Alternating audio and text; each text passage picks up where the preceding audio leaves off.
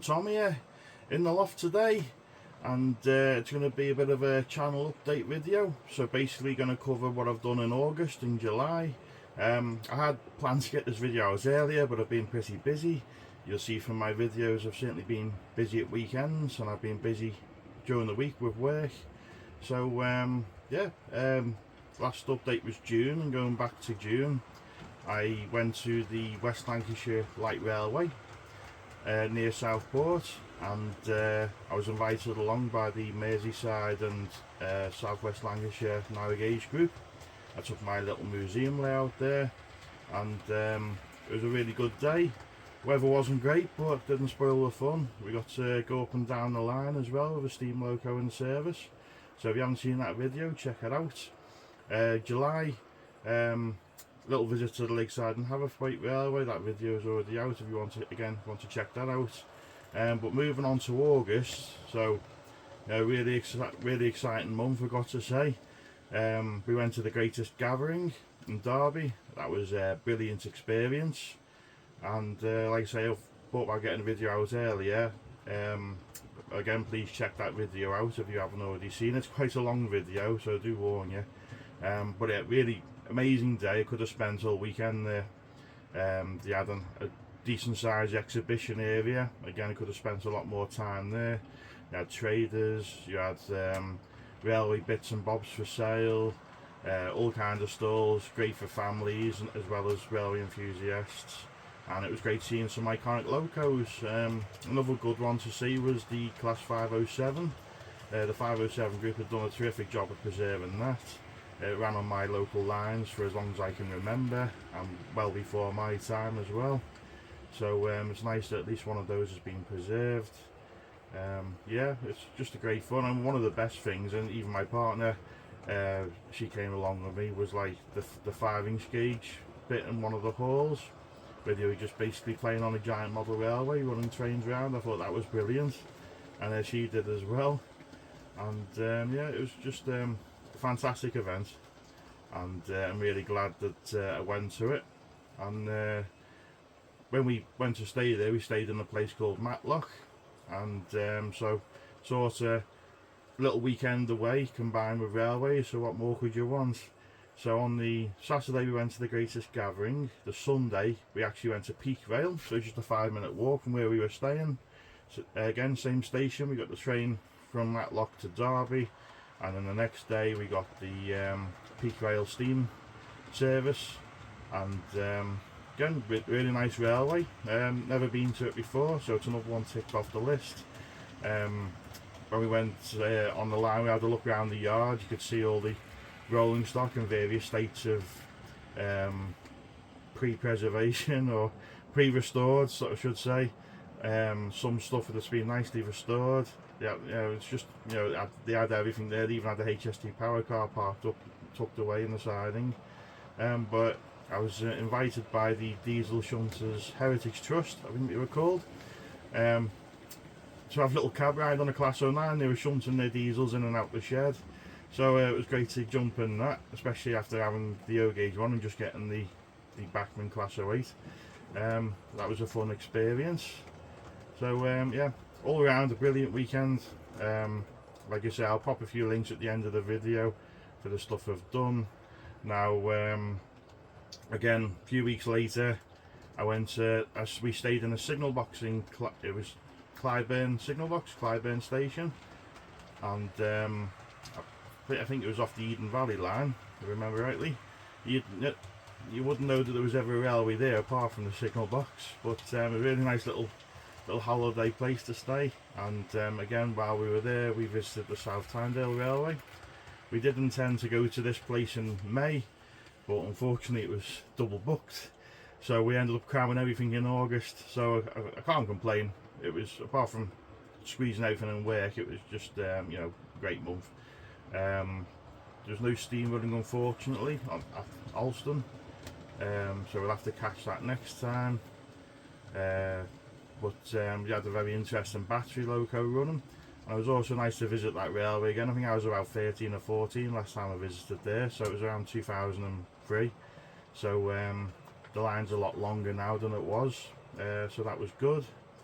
And again after that, it was the Stainmore Railway 200-year rail event, so 200 years of the Stockton and Darlington Railway, and they put on a really good show. We had a J27 and a standard class 2NT for the day. They also had one of their Peckets running behind one of the trains, and just really well run railway. There wasn't a single, odd thing to mention, but out of what you can see, there wasn't a single weed anywhere on any of the tracks that I could see. The track work on this railway was absolutely immaculate. They've just built a signal box. The last time I visited, they just built an engine shed or a restoration shed and a water tower. This railway's come on leaps and bounds, and it'd be interesting to see what it looks like in another 5 years time. Hopefully they can get a bit of an extension on it so they can have longer journeys. But yeah, it's really great what they're doing, and they're doing the right thing in my opinion by focusing on the infrastructure and the rolling stock as well. It's all themed to what used to run on that railway. Just a brilliant railway. I highly recommend you go and visit it. Again, busy weekend, so that was the Saturday. Sunday we went to the Leyland Model Railway Show. Some nice layouts there, they're in a new venue, so that was good. And we also picked up a few bits and bobs from there. So that's going to be the next part of this video. I'm going to quickly discuss what I've been doing in regards to model railway projects. So mainly the O-Gauge and NG7 layout at the O-Gauge Club. So I'll throw a few clips up on that now, and a few of the kits that I've been building, and we'll move on to the haul video. Well, the haul, sorry. So yeah, I'm gonna go downstairs now to the office, take a look at that, and I'll be back in a sec. Okay, let's just have a quick look at what I've been up to the past, past few months really. So the NG7 stroke O-Gauge layout. I started off with getting a couple of these kits from Elcut Creative, and got a box here. So there they are, that's the engine shed. I also got the line side office. Really easy kits to build, nice and simple. And I've left the roof off this one because I've got an interior kit to go in it, and they've painted the walls. And again, it's all been a learning curve for me because I've never really had to paint brick before. I've done stone. I think I've done a stone coloured brick, but never red brick. So it was quite interesting. So that's the internal office set that I've got to go with it. We've got a nice little desk there. We've got a little log burner, chest of drawers and desk and so on. So that's next to build. But what I was really happy with doing was, like I say, painting the bricks. We got the LED flashing on it, and that was a nice little touch on the building. And I wanted to just give the effect that it's been a restored, looked after building, but at the same time it's had a hard life. So it's had the different red brick paints added to it, and it's had a wash coat of white first to bring out the mortar lines, and then I've done a wash coat of black and rubbed it all off. Got to weather the door a little bit, that needs another layer of red on it, and I've got to add the glazing. But overall I'm really happy with this building. And I think when it's lit up as well with the interior, it looked pretty good on the layout. And we've also got the engine shed. Oh, there goes the door. I've not glued the doors on because I'm not sure what position I want them in yet. So just to show you what we've got. So we've got the inner door as well. So they just clip in. So once the layout's sort of semi-ready for the buildings to go on, I'll glue them in position. Not quite 100% happy with the brickwork on this one yet. Again, I tried to do a weathered aged effect. I'll probably try and do a bit more smoke, bit of black soot on this bit where the chimney of the steam loco would have gone through. Again, I've painted the interior. Got to add glazing. Again, yeah, so we're going to have some lights in, because anyone that knows me or watches my channel knows that I like lights. One thing on this building is not as good as the lineside hut, as well as the tiles are flat. They just come as a flat sheet like the brickwork. mean, they don't look too bad, but on this kit, the tiles were layered, so you just glued a layer on at a time, and I think they look a lot more effective. So, only a little, I wouldn't say it was a criticism, but yeah, I think this kit's much better than the engine shed the way it's done. I suppose if it really wants to, it could do it. And another good thing as well is, well, these kits don't come with gutters or anything like that, but luckily I found somewhere on a well-known auction site that does gutters. So it's great, all these little businesses popping up now with all the layout accessories you couldn't get before. So simple things like gutters, which really, you know, building looks a bit lost without it really. So these are made of metal, so they don't bend or anything, nice and strong. So just cut to size, and I just used a bit of Humbrol filler, as you can see on the end of that one. And then just gloss painted black, and we've got the downpipes that need to go on. I haven't done that yet. So they just go on like that, and you've even got the little metal brackets there that you can cut to size. You can drill a little hole if you want to and slot them in, or just glue them on. So anyone's interested in that, I'll drop the link in the description. It was also a new junction that inspired me with the bricks as well, because one of his videos where he was doing his own laser cutting, you got this, I haven't got the box anymore, it fell apart, but you basically get a brick paint set, so you get different colours, and that's what I've been experimenting with. So yeah, it's pretty good. The other thing as well is the rolling stock. So getting a small collection together. We've got a small Raker Bachmann wagons now, coal wagons and a flat wagon. So that's basically our little goods train. And we've got these coaches which can either be used to carry tourists or workmen figures. So that's something I need to add to it now. I've just painted them in Rail Match colours, British Rail Crimson. Quite like the colour. So I might add a little bit of weathering to them, but the idea is we can either have them as quarrymen's coaches or tourist coaches, whatever way we decide to do the layout in the end, or we can change things over.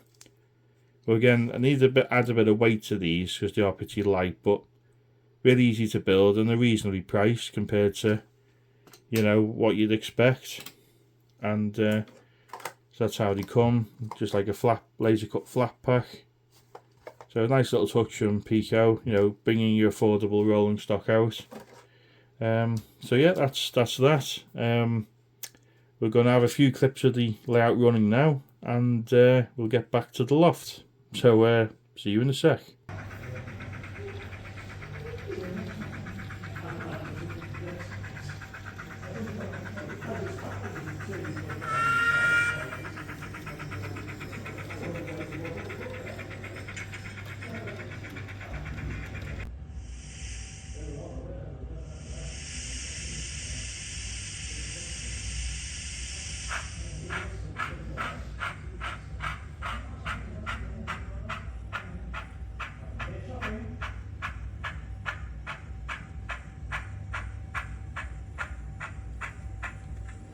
Okay, just before we have a look through all the goodies I've been buying, last weekend I was at the Making Tracks show in Chester. Pete Wortman's amazing layout of Watford Junction. I believe it's 72 feet long. Really nice layout. I only done a few video clips of it because it was very busy, and also too busy enjoying watching trains run. They had a bit of a mix mash of everything running, so it wasn't just all modern image. So yeah, I'll throw a few clips on that on. If you want to skip it, you can go straight to the unboxing. So either way, I'll be back in a sec.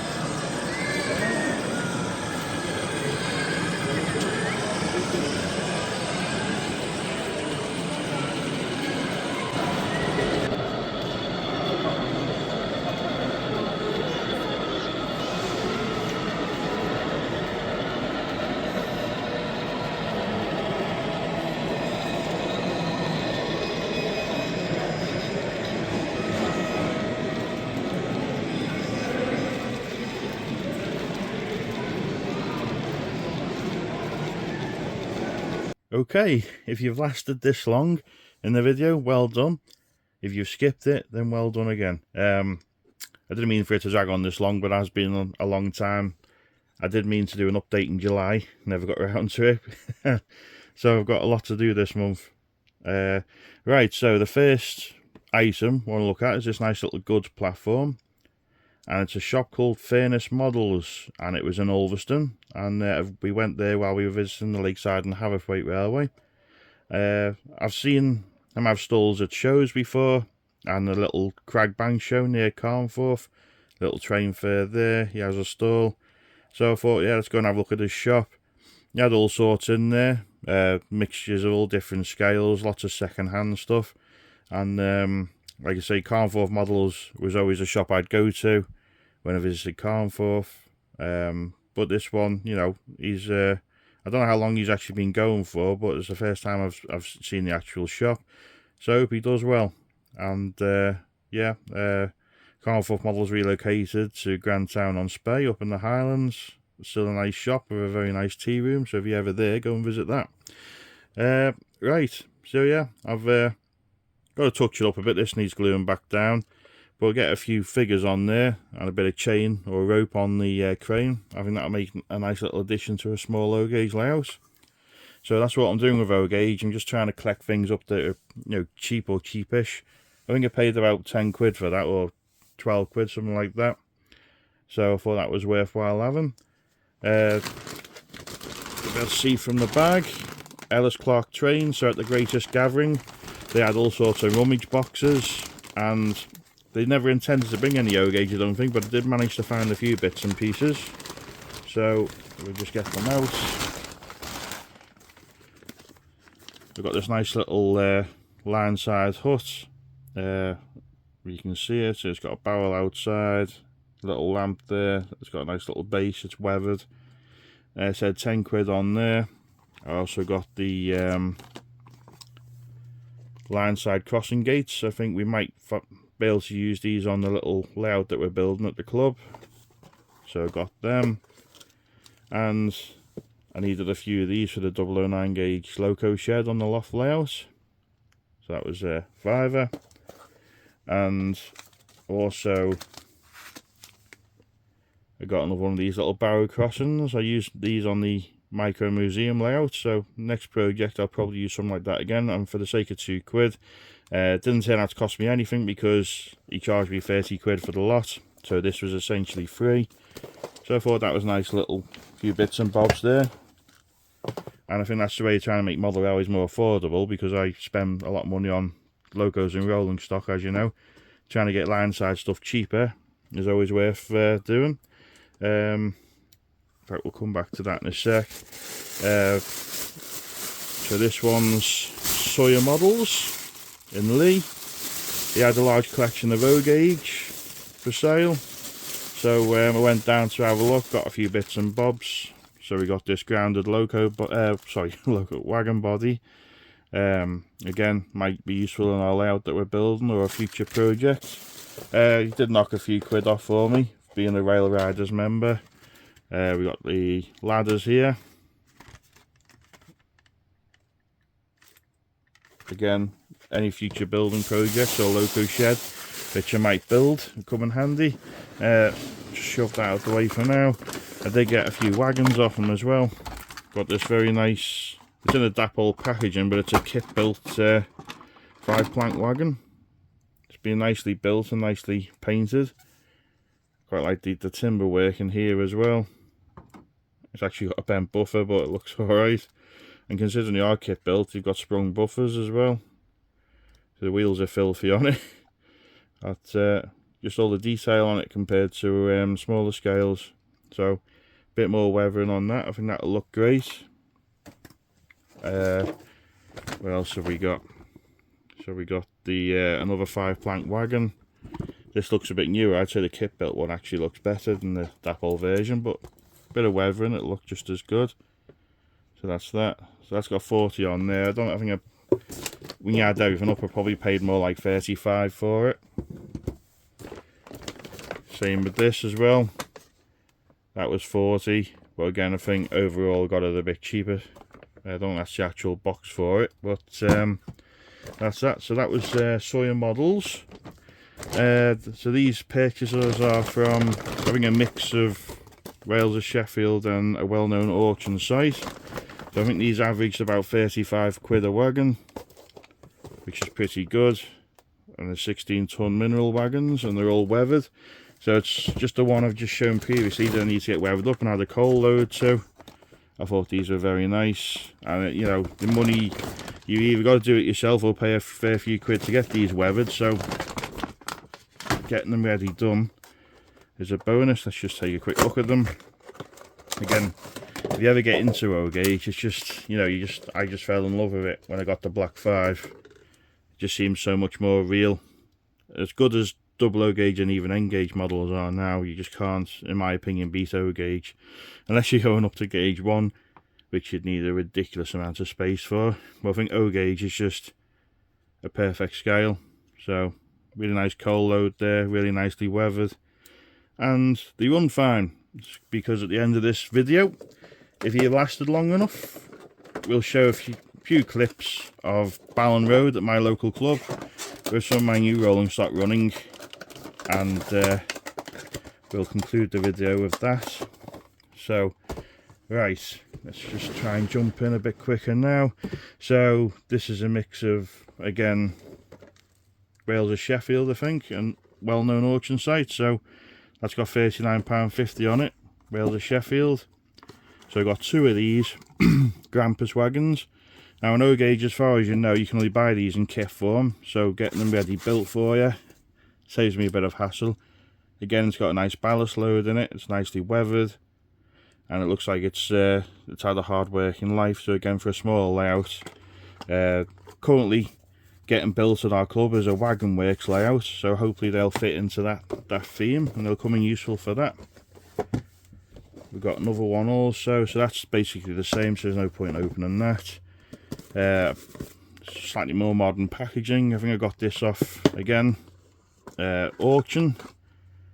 That's a different colour, but it still looks good all the same. And slightly different wagon load, so we'll have to change the colour of the ballast on that to make it match the other 2. I think I paid about 35 for that one, something like that, including the postage. Okay, so sticking with Wales of Sheffield, I had to get myself one of these. I talked myself out of it at first because of how expensive they were, but I couldn't say no, so I got the preserved version at the North Yorkshire Moors Railway. That was my excuse. So this is how busy I've been. I haven't even added out the packaging yet. So I've got a decoder for it as well. So it was a bit vague on what decoder to get for it, so I took a chance and got one off Wales of Sheffield. They did offer a service to fit one, but I thought I'll do it myself. Well, it does look an amazing coach when you look at the detail on it. It's got a working directional lamp on one side, internal lamps, and supposed to be amazing interior. So we'll hopefully get that out soon and feature that in another video. We've gone well beyond the time limit for this one, so we'll leave that for now. This is something that I wouldn't normally buy, but my mum bought for me. I believe it's from a charity shop, and they were £3 each, and she sent me a picture and I said, yeah, go ahead and get them for £3. You can't go wrong, because I thought these could be weathered up and they could go in the heritage railway siding, the old Lima coaches, metal wheels. They can go in a siding in the semi-restored state once they had a bit of a modification done to them. They've got a few marks and scratches on them, but for £3 each, you know, it's another example. If you want model railways, you don't have to spend a fortune, because these whizzing around the layout at high speed, they look just as fine as a Bachmann or Hornby coach. So yeah, they were a bargain. So the Leyland Model Railway Show, we've also got this little hut for £2.50. It's a Metcalfe hut. And again, for another little micro layout, or even the loft layout when it's extended, this will definitely be used. It's actually been weathered as well, considering it's made out of card. It's been weathered, and it's just weathered nicely as well. Not too much. We can put a little light in the bottom. So yeah, for the price, £2.50, couldn't say no. I don't buy N-gauge very often anymore, but as you know, I've got an N-gauge layout that I've been building on and off for the past year. Well, year and a half. So that's virtually finished now, and we'll have a video soon for that. But as it's a small layout, and I've got an EWS 37, I thought that would make a very nice little addition to the layout. Again, I'll show you that for the layout video. Got that, like I said, at the Leyland show. Very nice little detailed coach, and it was exclusive only to the N-gauge Society originally. So again, small layout, one coach train. It's not too bad. And I've been thinking about buying these for years, but they're always sold out all the time. So we got the Drax Powerhouse renewable wagon, Drax wagons. And you see the detail on these. I've been seeing them for, like I say, for years, but never actually bought any myself. I thought, why not? When I saw the price, I thought originally £79, but I realised they're actually £50 a pack. So £25 a wagon, I thought was a bargain, because they are super detailed wagons. Really, really good quality. So there we go, there's the other set. So I've got 4 wagons for £100. In today's money, that's not bad. And they are, you know, top of the range wagon, as far as I can tell. Okay, sorry about that, the battery died just as I got to the last little bit. Right, let's try and get this done quick now. So, possibly the smallest O-gauge loco you can buy, the Ruston and Hornsby. I got this, well, partly from watching Laurie's Mechanical Marvels video. If you've ever seen his channel, give it a watch. Very entertaining. Seems like a really nice bloke. Does some really interesting videos, and this is his loco. He bought off Sir William McAlpine, who also used to own Steamtown Carnforth, I believe, back in the day. So again, we'll see this running at a later date. I've got to get a sound decoder for it yet and stay alive. So we'll see that later on.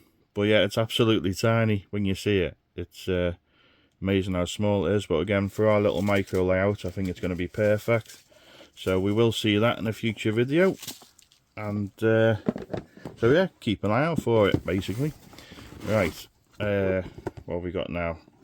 We've got a plywood standard van, British Rail.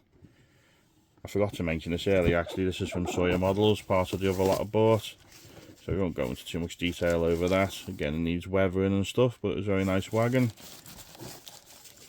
So, like I say, just gradually building up small rakes of wagons for small goods trains. Got 6 of the mineral wagons now, so that's really good.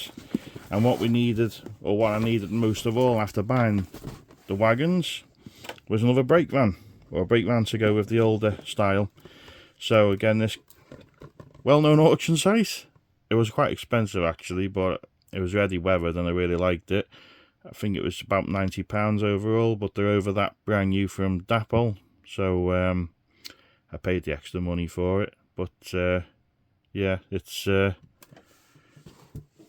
hopefully worth it. I have had it out the box and we've had it running, and it's it performed really nicely, to be honest, and I really like the weathering on it. Let's just have a little quick look at it. Sorry, this video's gone on for a very long time, but yeah, lots I wanted to show, so just don't want to mess with that too much. So we got all the separately fitted handrails, got the lamp hangers, or lamp hooks, and all the detail you can expect from an O gauge wagon. I mean, for the price, especially if it was double O gauge, I would expect a working light on it, or a working lamp, sorry, at one end. But it is what it is. I could always add one in the future. I'm sure there's space inside for it. But yeah, so I've got a complete rake of mineral wagons and a brake van now, so I'm happy with that. And this brake van can be used for other freight trains, so I'd only need the one brake van. I've already got one for my more modern wagons. So yeah, I'm pretty happy with what I've built up so far. And it's only been about a year and a quarter since I got into O gauge, so I've done quite well, I think. But yeah, more videos to come. We're going to end this video now with a few clips of the O gauge running, like I said, and yeah, a little chance to show off the rolling stock. And we'll keep an eye out for an update soon. I'll try and do the next one a bit smaller next time, and hopefully a bit more frequently. If you like these sort of videos, let me know, or if you just prefer a standard running session video and just a whole video on its own, please let me know, and I'll see what I can do. But for now, I'm going to stick to doing, or try and do, monthly channel updates like this of what I've been up to and what I've bought and so on. So yeah, it'd be interesting to know your opinion. And thanks as always for watching. Keep an eye out for the next video. See you soon, and bye for now.